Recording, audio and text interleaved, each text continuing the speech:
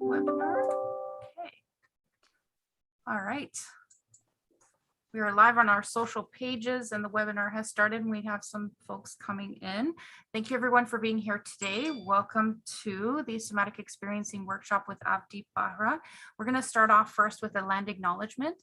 We acknowledge that the land that we are meeting on is the traditional territory of the many nations, including the Mississaugas of the Credit, the Anishinaabe, the Chippewa, the Haudenosaunee, and the Wendat peoples, and is now home to many diverse First Nations, Inuit, and Métis peoples. We acknowledge that Toronto is covered by the Treaty 13 with the Mississaugas of the Credit.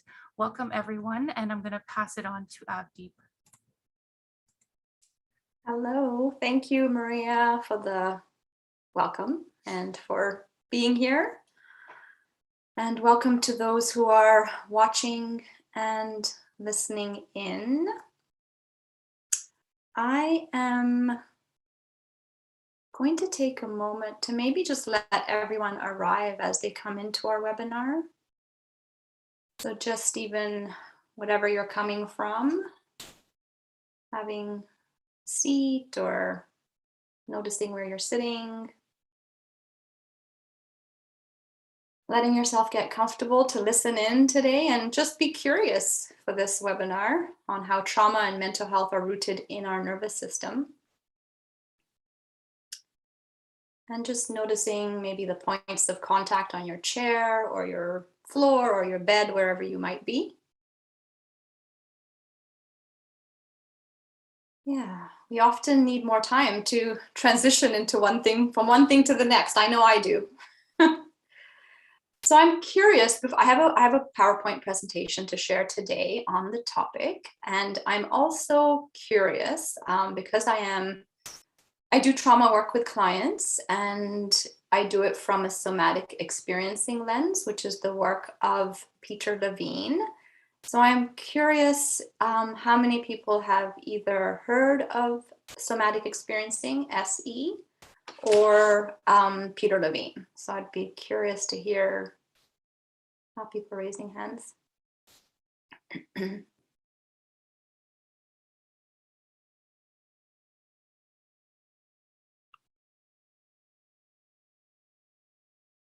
Okay, so some people.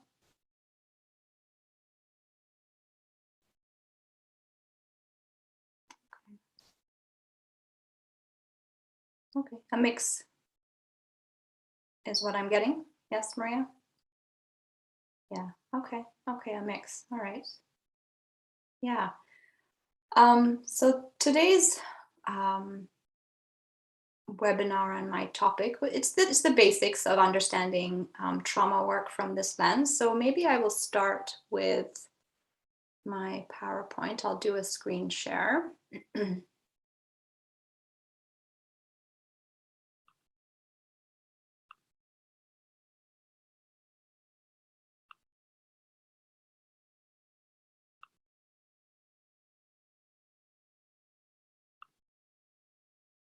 Okay, that's good. Yes, Maria? All right. Yeah, awesome. Thank you. So I'm a somatic experiencing practitioner in training. I'm in my last year of SE training. I have one module left. I'm also doing a Tao of Trauma training, which is based on SE and touch work and 5-element Chinese medicine. And that's something I'm doing virtually with clients as well to help just manage stress and renegotiating trauma. I am also an occupational therapist from prior. And that's something I bring in my lens when I work with folks. The learning objectives for today is to know the definition and symptoms of trauma, again, from a nervous system perspective, have a basic understanding of the autonomic nervous system and polyvagal theory, which is the work of Stephen Porges. Understand where nervous system freeze stems from, because that's often where mental health issues, chronic health conditions stem from. Understand what a regulated nervous system is and how it impacts health. And then we'll do 2 or 3 SE practices to support your system and my system too. And I invite you just to be, have fun be curious, do what supports you. If you need to, stand up, walk, take a break, feel free. If you need to mute and stop listening to me during, you can do that. And feel free to pop questions or comments in the chat, and Maria can share them with me as we go along. All right, so the nervous system connection. So beneath mental health illnesses and chronic health conditions is a nervous system that's out of sync.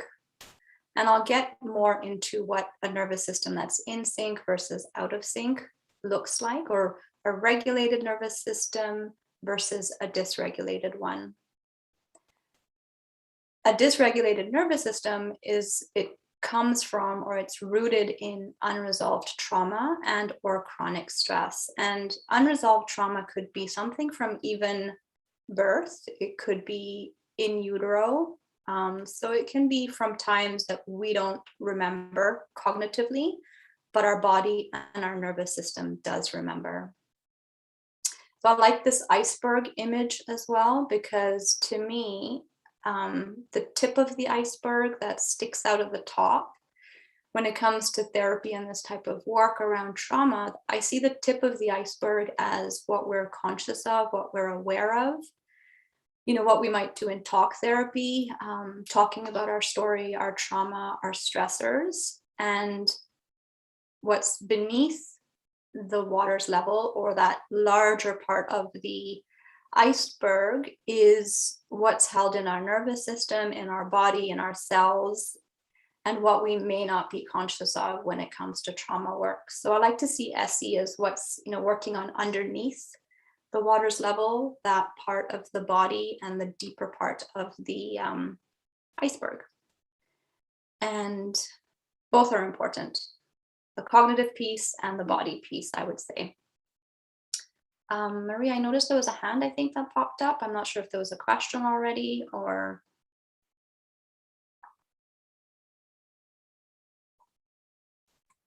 if we want to take questions at the end. I'm not sure what.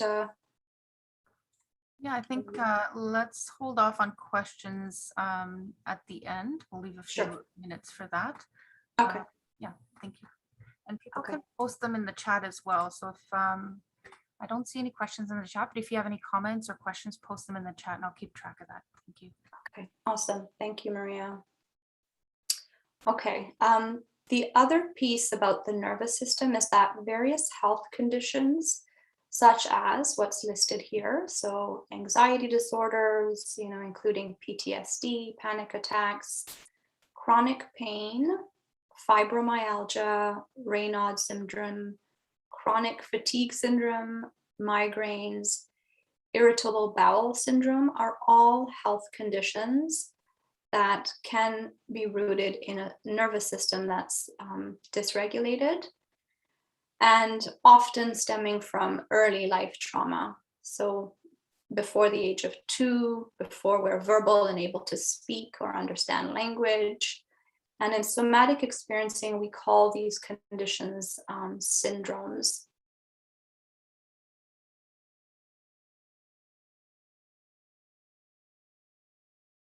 Okay, so moving on to the definition of trauma. Again, this is the definition of trauma when you're thinking of the nervous system in the human body. So trauma is anything that feels like it's happening at a pace that is too much, too fast, too soon, and with a lack of support. Our nervous system is designed for human connection. And when that connection with another being isn't there, especially in times of stress or trauma, it actually gets more overwhelming.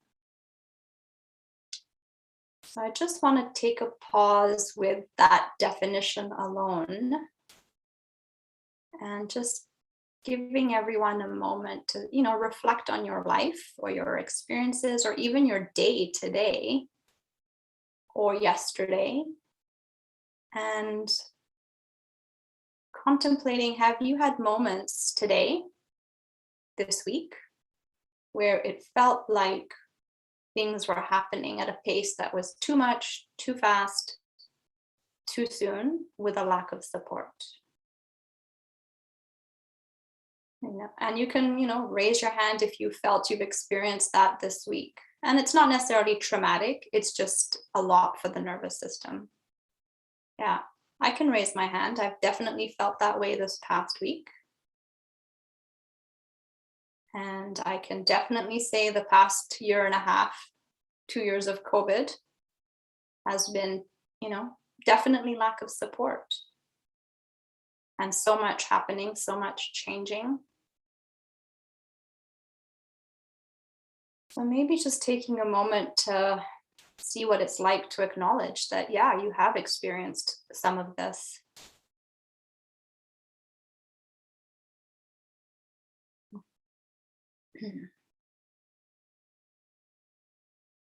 I like that image too, actually, because it reminds me that sometimes our North American society, some of our lifestyle is too much, too fast, too soon, with a lack of support.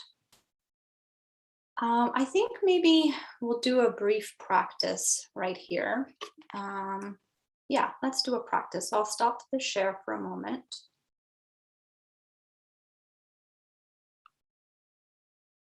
Okay, screen is off. I'm here.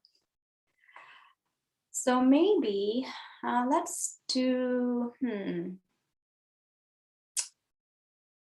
Well, we've been staring at the screen for 10, 15 minutes, and maybe some of you earlier even.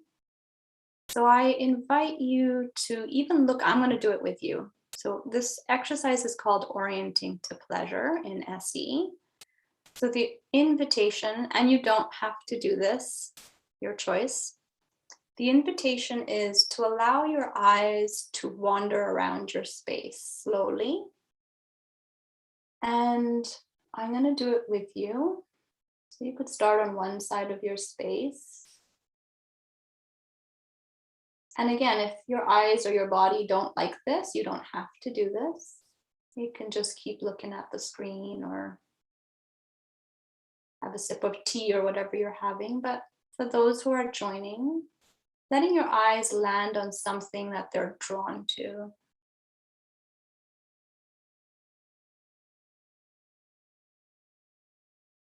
So something that's pleasant to the eye, or something that maybe you like the color or the texture. You can even look into my space. We're in a collective space now. And just see if there's something you're drawn to. And when you are, just letting your eyes rest on it. And take a moment to notice what happens inside your body as you do that. So you might notice a shift in breath. You might notice maybe your heart rate. You might notice, you might just notice more in your body. You might notice nothing in your body. And if it feels like too much to notice what's in your body, especially if you have, just if it feels like too much, then come back out to your surroundings, my space, and again, just let your eyes take in what they're taking in. And I mean, I'm curious and always happy to hear if people had a response, if they want to write something in chat, and if Maria if you want to share, if there's anything that people notice as they do this orienting to pleasure.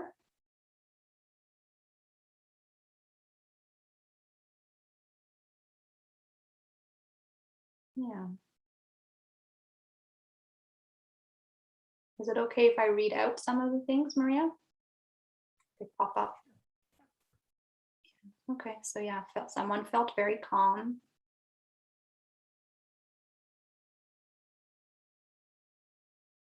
Yeah, and you might notice nothing, and that's fine too. Or you might notice two things happening. I can notice calmer and tingling in my feet and my heart racing out of nervousness. So I notice both. And I notice excitement to be here. So yeah, that's a brief practice that can help shift our nervous system. I'll continue with the PowerPoint if there's no other shares. Okay, here we go. Yeah, and I like this quote: compassion for others begins with kindness to ourselves. And even just taking that 1 minute to orient to pleasure in our space, give our eyes, it's compassion for ourselves. It's giving our eyes a break from looking at a screen, right? It's just giving our body and ourselves something that we need. So that's kindness to ourselves. Okay, types of trauma. So there can be shock trauma, which is considered more of like one-time incidences. You can think of a car accident. You can think of one-time incidences, a surgery, versus an accumulation of traumas or stressors over time. And these are not all traumas, but just to give you a sense of things that could be traumatic when it comes to the nervous system. Car accidents, a fall, an injury, hospitalization, medical procedures, anesthetic. They can all impact us. Birth, whether it's you yourself giving birth to your child or your own birth, if it was traumatic. Hearing of a medical diagnosis, natural disasters, abuse of any kind. Loss can be traumatic of job, health, loved one. And another page I have. Yeah, I mentioned earlier on, COVID-19, a loss, isolation, illness of ourselves or others, immigration, racial trauma, identity trauma, vicarious trauma through your own work and helping others, if that's what you do. Childhood and attachment issues, or what we call developmental trauma. Again, earlier in life, before the age of 6, for instance. Often what we find with that kind of trauma is, for those of us who had earlier developmental trauma, so it could be anything. It could be surgeries when you were little. It could be a parent or a caregiver who had their own mental health issues. Often when a nervous system or a client has that underlying early trauma, and then say they have a later trauma in life, say a fall or say a car accident, it may have seemed like a minor fall or a car accident, but because of that underlying trauma from earlier on, some of those folks, that what seems like a small car accident can end up having a huge impact on them, physically, emotionally, mentally. So those are sometimes the clients I see. They're like, it was such a small accident. I don't understand why I'm having all these pain issues or why I'm so depressed. It's often because there's layers of traumas underneath that have impacted the body and the nervous system. I'm going to take a quick pause there as well before we even read symptoms of trauma. Sometimes even just hearing that these things can be traumatic, our nervous system feels it. So take a pause, just see if you need something to support yourself. I'm going to take a sip of my tea. And again, if you need to, you could look away and orient to pleasure in your space. Since this is a somatic experiencing based presentation, I invite you to notice, how is your body responding to hearing even this information?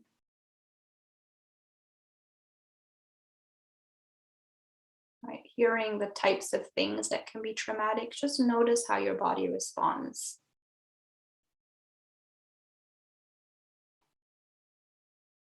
I tend to do my presentation differently. I pause because I am quite aware that this information can be activating or triggering for the nervous system. If you're finding it triggering or activating, then just take a pause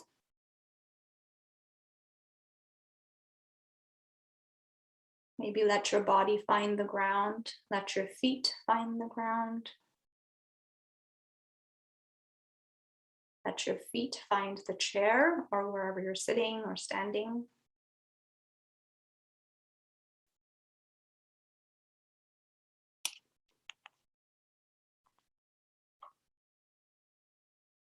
Yeah. Okay, I will continue to symptoms of trauma. This goes back full circle to what I was saying in the beginning, that often under these health issues is trauma that hasn't been resolved. So health issues such as anxiety, depression, PTSD, chronic pain, fibromyalgia, autoimmune conditions as well, somatic symptoms that the medical world or doctors cannot diagnose or often say your tests are fine, your ultrasounds are fine, there's nothing wrong with you, which brings in itself a lot of emotions and shame that clients and folks feel, and a sense of feeling unheard. Chronic health issues, diabetes, asthma, hypertension. If you're familiar with the Adverse Childhood Experiences study, or if you're not, I would definitely suggest taking a peek at that. There's a lot of research from this study about how early trauma can result in later in life health issues such as diabetes, asthma, hypertension, cancer. There's a whole list of them. The other symptoms of trauma can be things that show up in relationships. So things like relationships or just personally. So self-worth, self-esteem issues, perfectionism, people-pleasing, not asking for what you need, unhealthy boundaries, either having a rigid boundary, not letting people in, or too lax of a boundary where you're maybe sharing more than you ought to, or just lack of a boundary. Repeating patterns in relationships, addictions, these are all often underneath it is a nervous system that's out of sync. I think I'll pass on the SE practice for now.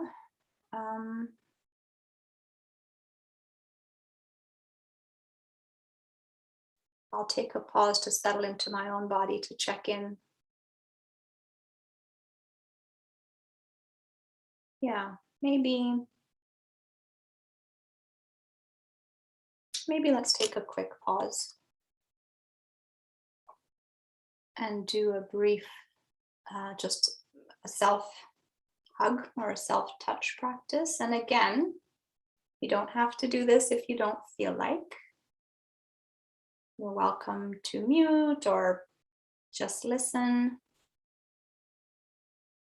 So maybe for this practice is to connect to your body and notice if there's a part of your body that feels like it could use your own touch from your own hand. So take a moment and just check in with your body. You could even ask your body, where do I feel I need touch, my own touch?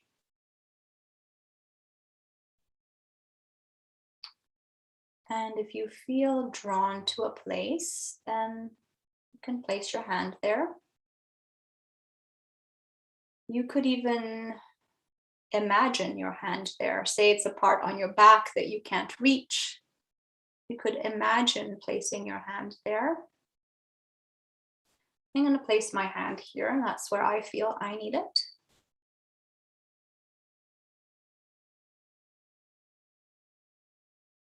So take a moment, maybe 30 seconds, and I'll stop the screen share again for a sec.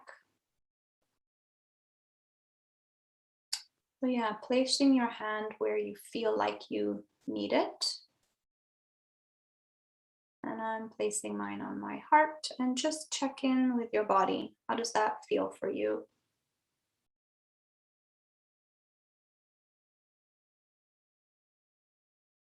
If you tune into the sensation of your hand on your body, the temperature,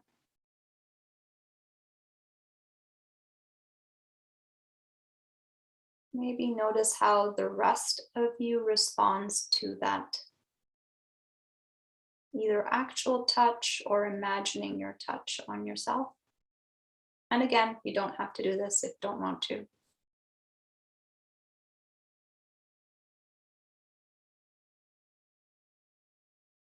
Notice what happens to your breath.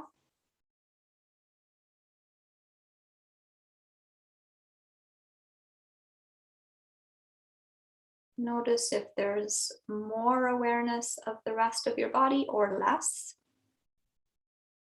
Notice if you don't want to be in your body and you're feeling like coming out to your surroundings.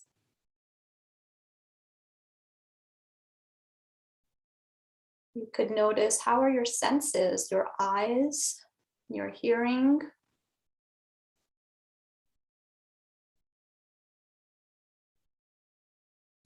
And I'm happy to hear if anyone has any experiences they want to share as they do this self-touch practice.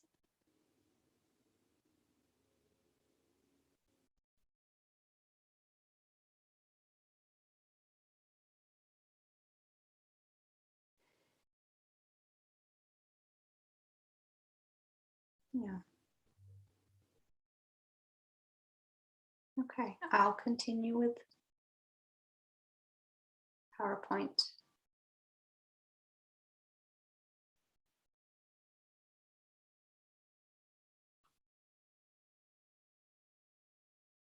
Alrighty.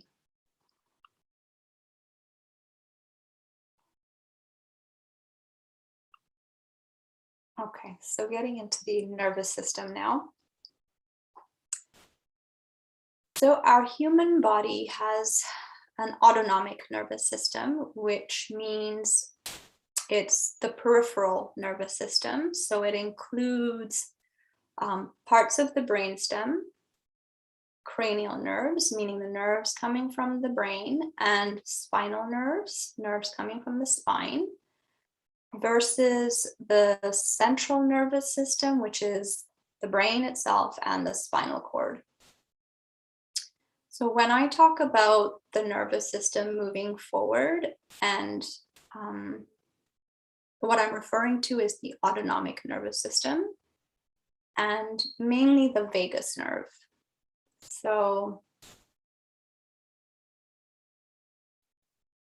the old map or way of understanding the nervous system and the autonomic nervous system in particular, so that's part of the brainstem, the cranial nerves, spinal nerves, is what we used to know, or how we all mostly understood the autonomic nervous system, was that we have sympathetic nervous system, which is fight or flight, and that we have parasympathetic nervous system, which is rest and digest. So that's what we used to be familiar with and what most folks understand. Sympathetic, fight, flight, parasympathetic, rest, digest. So that's the old map, that there's two branches. And, oh, one sec. Yeah, I'll go over this first. So I'll get into polyvagal theory, but first I want to start to help connect the dots of how mental health issues can be affected or are rooted in a nervous system that's not regulated or not working in sync. So a healthy nervous system, maybe I'll just use my arrow here.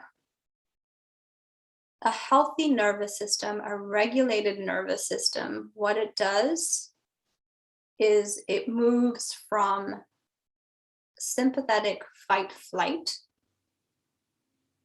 it rises into what we call activation. So say there's a threat, or say even me coming into this webinar, or even you coming into this webinar, there's a sympathetic nervous system activation or charge. There's nervousness or there's excitement. So those are all emotions. There's a, for me, there was a heart racing, a bit of a tightness coming into this webinar. So that's all sympathetic nervous system activation, tension. And as we naturally realize, okay, I'm safe, I'm okay. Whether it's this webinar as an example, whether it's an actual threat, once we recognize we're safe or things are okay, then we come back into parasympathetic nervous system, rest, digest. And that's what the nervous system is innately meant to do. This is what your body knows to do innately, to move through this cycle of sympathetic, parasympathetic, sympathetic, parasympathetic. And what happens is, say for instance, there's, a car accident you're in. You have the sympathetic nervous system that goes on. There's a lot of emotions in that accident: fear, overwhelm, sadness, anger, frustration. And say you're alone in the car, there's nobody that supports you in that moment. Maybe paramedics take a while to get there. You're alone in this experience. Your system doesn't come back into parasympathetic. So I'm not saying it'll happen in one incident, but that's just an example. The system goes into hyperarousal, anxiety, overwhelm. And if there isn't that settling after the accident, the right support, etc., a nervous system that's already dysregulated, that one car accident can leave that person in anxiety and overwhelm. Even though the accident has passed, the nervous system is staying in this. Ideally, what we want is the nervous system to come back into parasympathetic after any kind of threat, any kind of stress, any kind of activation, to come back into parasympathetic, rest, digest. The other side of the coin is sometimes parasympathetic, which is sort of like a brake. I'm putting the brake on, I'm slowing down, I'm resting, I'm digesting. Some folks, the brake goes on way too hard, and you end up in hypoarousal, which is where one might see feelings of stuckness, lack of motivation, numbness, depression, those types of things. So again, you can see as an example, anxiety, depression stem from a nervous system that is not regulated and doing this wave or this curve of sympathetic to parasympathetic. And I often get asked, can one be in both? And yes, you can definitely be on, in hyperarousal and hypoarousal. So you can have both as well at the same time. So that's just a brief kind of overview of how you might see certain mental health illnesses, conditions in a nervous system that's not regulated, because again, of chronic stress or accumulated trauma that's not resolved, not been renegotiated, or even a one-time trauma. I'm wondering if, maybe questions at the end, but I'll leave that on for just a moment so people can kind of take it in. And again, notice how your body is responding to seeing this information. Or see how your mind is responding.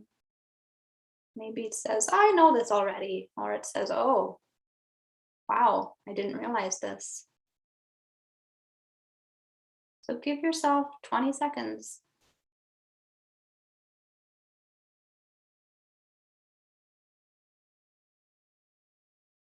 Because I'm aware even seeing information like this can be activating. It can be triggering.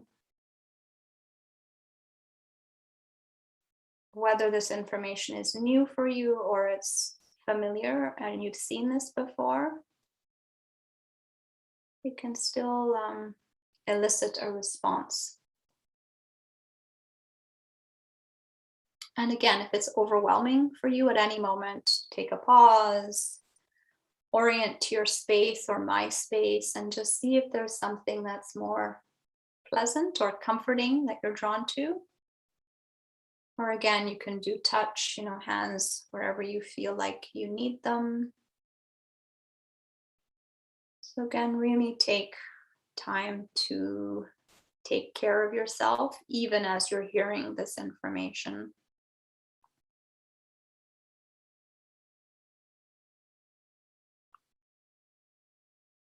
Okay, so polyvagal theory. Again, this is just really the basics of polyvagal theory. It's to have a basic understanding of how there's more than just sympathetic fight, flight, and parasympathetic rest and digest. So the old map again said there's two branches to the autonomic nervous system. Polyvagal theory is the new map, or the newer understanding. And it's by, again, Stephen Porges. And that the idea that there are more than just these two branches. Okay, so poly obviously meaning more than two. Vagal is that this theory is based on an understanding of the vagus nerve, which is the 10th cranial nerve. We have 12 altogether. The vagus nerve is the 10th, and it comes from our brainstem, the back of our brain. And it's key, the vagus nerve, and I'll get more into the vagus nerve in upcoming slides. The vagus nerve is key in renegotiating trauma at the embodied body nervous system level. And SE is based in polyvagal theory, and it's based in an understanding of this physiology of the nervous system and the vagus nerve when we work with clients.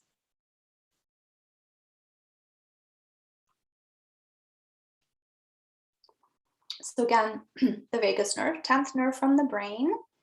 It's called the wanderer because it's very long and it has many branches. It runs, from the brainstem into our face, our neck, our heart, our lungs, below the diaphragm into the digestive system as well. So it travels many places, and it's really, really important in regulating body functions, maintaining homeostasis. It influences our immune system, cardiac, heart rate variability, if some of you are familiar with that, is impacted by this nerve. And what I love about the vagus nerve is that it is essential in supporting human connection and feelings of safety. So that was the one thing on day one of my SE training a few years back, when my trainer said, the vagus nerve is what supports connection. And I'll get into that in the next slide.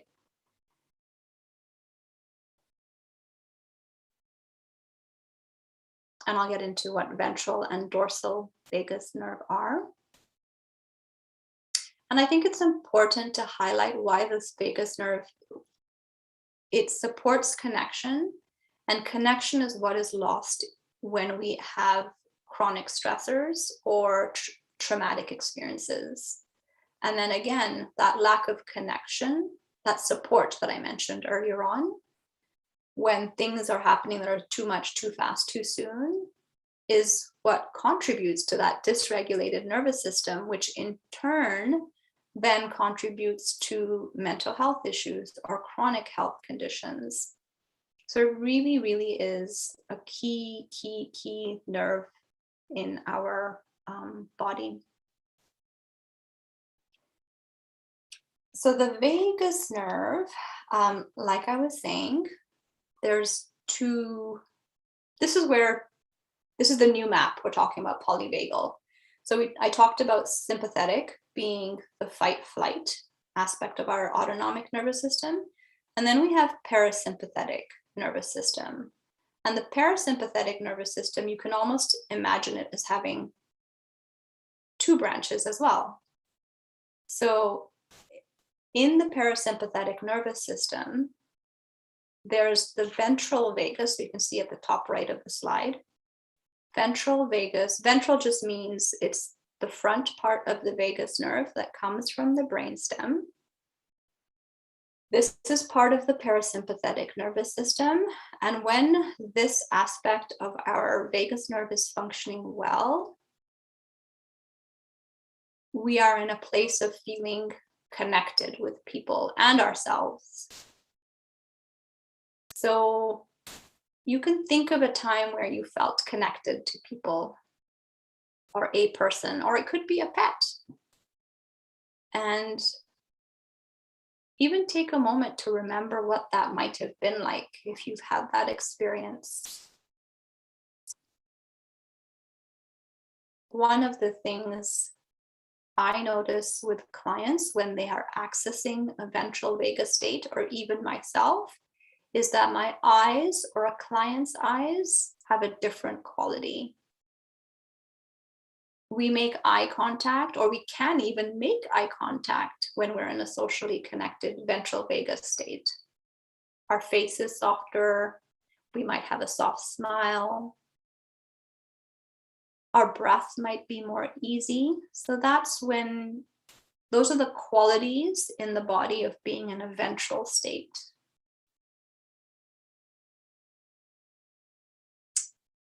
The next thing is fight or flight. So that's sympathetic nervous system again. And then the bottom right of this slide is, again, dorsal vagus, which just means the back of the vagus nerve.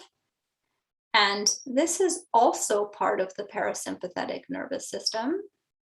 And this part of the vagus nerve can support rest or digest, or it can lead to freeze. So I'm just going to let that land for folks for just a moment. The awareness that there's not just sympathetic and parasympathetic. There's sympathetic, and then we have parasympathetic, which can be, as you can see on the screen, ventral vagus, feeling connected. Then there's dorsal vagus, which can have rest, digest, or it can lead to freeze. So the parasympathetic nervous system has a lot more intricacies to it than used to be understood by the old map. And often what's new for folks, or many of my clients, and even for myself before I did SE training, was the understanding that freeze, so the feelings of, say, dissociation, not feeling present, not being able to pay attention or focus, depression, digestive issues, IBS, etc., are a system that's in freeze, a nervous system that's not accessing fight flight, or it's not accessing ventral vagus in as much of a way as it should. Oh, and I have to say, we're not black or white, so we're not in one of these. We are often in more than one at a time.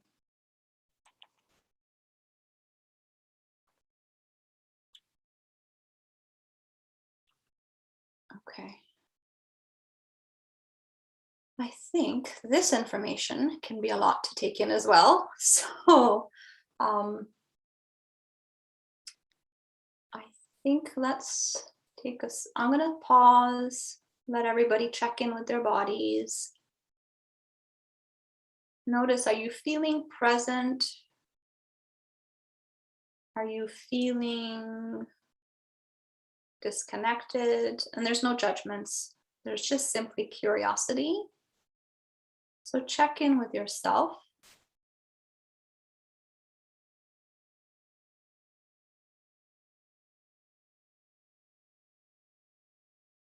And checking in with yourself might be noticing your mind, your thoughts. It might be noticing your sensations in your body. It might be noticing points of contact that you're sitting on or standing on.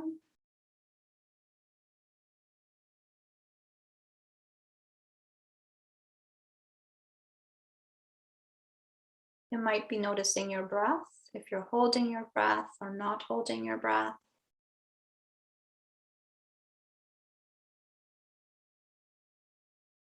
Checking in could mean even, oh, it's too much to be in my body right now. I want to be outside. So you can even just orient to pleasure like we did earlier in this webinar and take a look around your space or my space and see what you feel like taking in.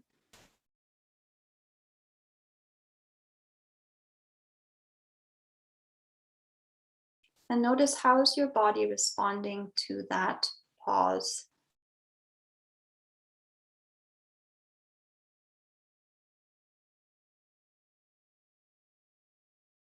And you're welcome to share in the chat to the, how did your body respond to this information about, I have a couple more slides, but how did your body respond to this information on polyvagal theory?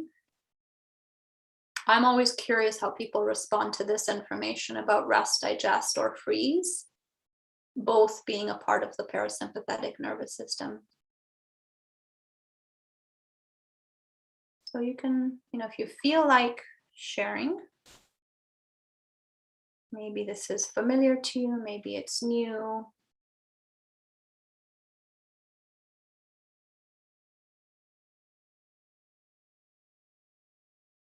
Maybe how did your body respond to that information?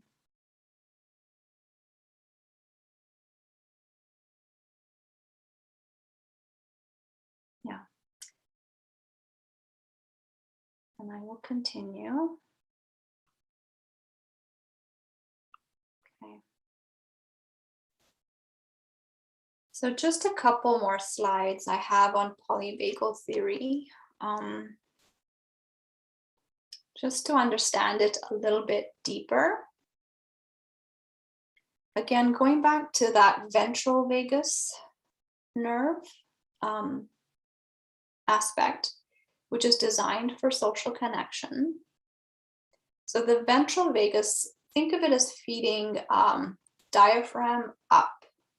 So it feeds the muscles of your face, your eyes, your throat, part of the heart, and the lungs, which if you tune into that, it makes sense, because when we're socially connected, again, like I said earlier, my eyes are going to make eye contact in a different way. The tone of my voice will be different. The muscles in my face will be different. So I invite you, today, now, and moving forward as you connect with people, whether it's virtually or in person, notice where your face is at, your eyes, your tone of voice. These are things that can help you discern, am I feeling present and connected, or am I not feeling socially connected? Sympathetic nervous system is, what initiates fight or flight responses in times of threat, stress, or if you're feeling unsafe. And it includes emotions. So emotions are a part of SE work that I'm very fascinated by, because that's something many of us suppress. And when you think of that curve of the sympathetic, parasympathetic nervous system, emotions are the top end of sympathetic. So anger, excitement, joy, they're all top end. And when we bypass those emotions, it's leading to a system that's not coming into parasympathetic. So emotions are an important part of sympathetic as well. Fight flight responses includes our behaviors, so speaking up, shouting for help, walking, running away, pushing away, literally fighting or fleeing.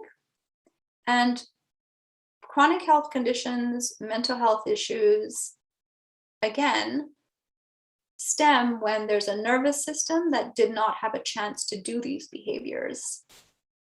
So if you think of, say you're out in a parking lot, you get attacked and you couldn't fight off the attacker. Again, that's a response in your body that didn't get to complete. It didn't get to push away the person who was attacking you. You didn't get to shout for help because everything happened so quick. So those are examples of behaviors that might still be stuck in the nervous system. They're considered self-protective responses, pushing someone away, speaking up.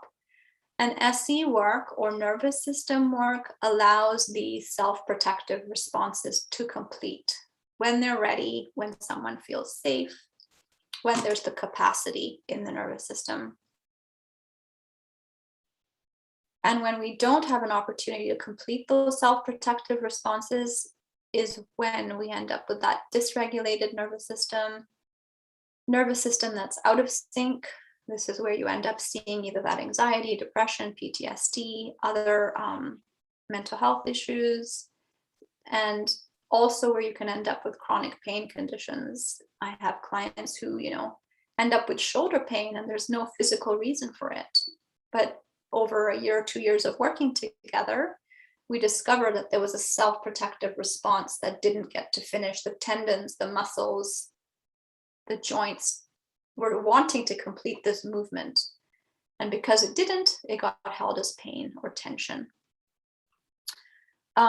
Wrapping up here is dorsal vagus, again, coming back to what was on that diagram. Freeze or rest digest. So the dorsal vagus comes from the back of the brainstem and it feeds below the diaphragm. It feeds our digestive system. And when it's not functioning, when it's more of a freeze state, this is when we end up seeing digestive issues, IBS, constipation, diarrhea. We also end up seeing depressive feelings or behaviors, shutdown, immobilization, fear, stuckness, helplessness, hopelessness. So this work in SE is about helping clients, when you think of that image, again, I'm going to slide back. When you think of this image, nervous system work, somatic experiencing, other modalities that work on nervous system, it's allowing, and especially if a client or if you have had a history of trauma and there's a sense of freeze in the system, this work is about helping that thawing to happen at a pace that's gentle, not overwhelming, so that we can move into a bit of fight flight, which might include emotions coming up over time. It might mean words coming out that one didn't get to say or express. It might be, again, body movements that didn't get to happen. And when we can discharge these or clear them from the nervous system, once clients can experience some of this, it also allows us to come into a place of more connection again. Yeah, so that's sort of, we're wanting to move out of freeze into fight flight, social connection. We want to access rest digest as well, because when there's been trauma or a lot of experiences of not feeling safe, it's hard to rest, hard to digest. So that's about it. As a recap here. Just a different way of seeing polyvagal theory and the nervous system is that the sympathetic nervous system can be seen as the accelerator.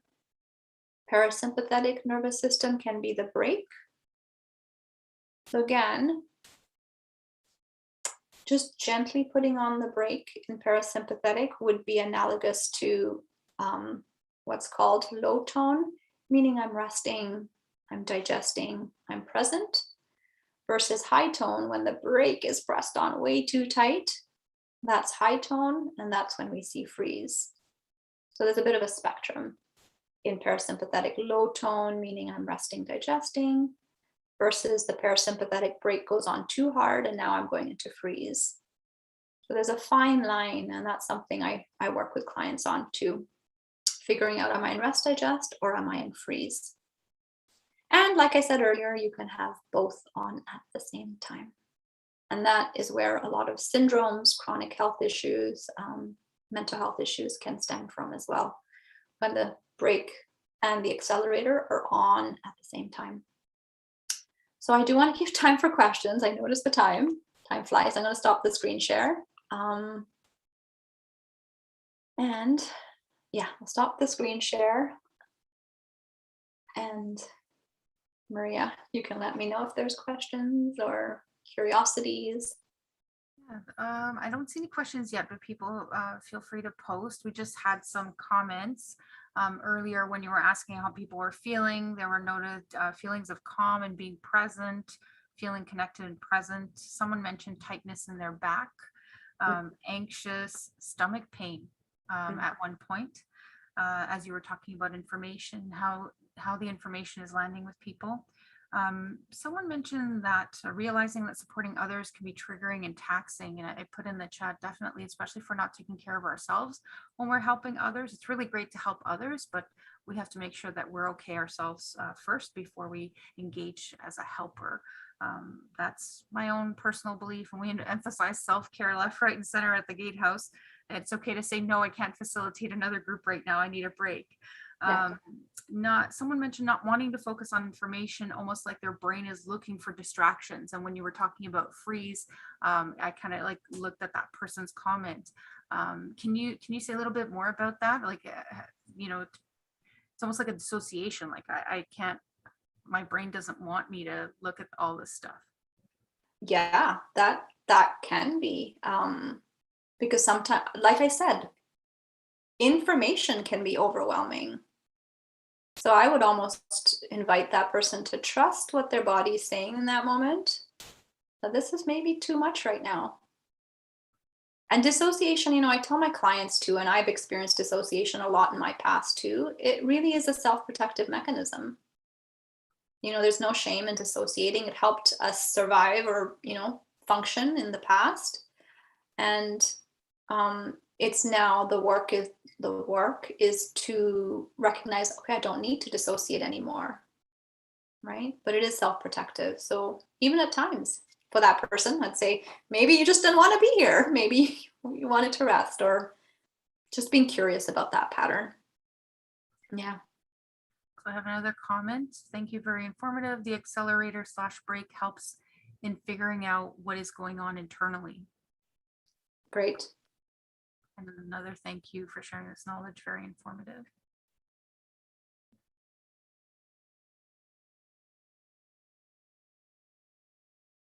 You're most welcome. Thank you, Maria and Avdeep, for this information. Thanks everyone for being here.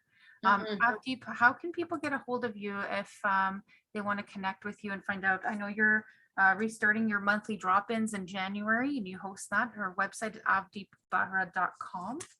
Yes. I'm just going to post that there. Yeah, and website is a great way to reach me. My email as well. Should I type it in? Yes, please, in the chat. Someone's asking if they can have copies of the slides. Yeah. I have another comment. I was known as a daydreamer in elementary school. Now I know it was dissociation. Nice awareness. Yeah, nice awareness. I just popped my email in there if folks have questions, curiosities, or my website. Yeah, but I really appreciate being here. I appreciate everyone that was here. And thank you all for listening. Wonderful. Thank you so much, everyone, for sharing. Thanks, Avdeep, for being here. And now we're going to have a 1 hour break before our next workshop, which is the psychotherapist panel and a professor from Ryerson who's going to be talking to us about poetry, writing, and art therapy as well. Thank you again, Avdeep, for sharing this space with us. Really honored to, again, be here with you and be here with you all. Thanks, everyone on social media who's watching. Please share the video because you just never know who might need to hear this information. Have a safe and wonderful rest of your day, and we'll see you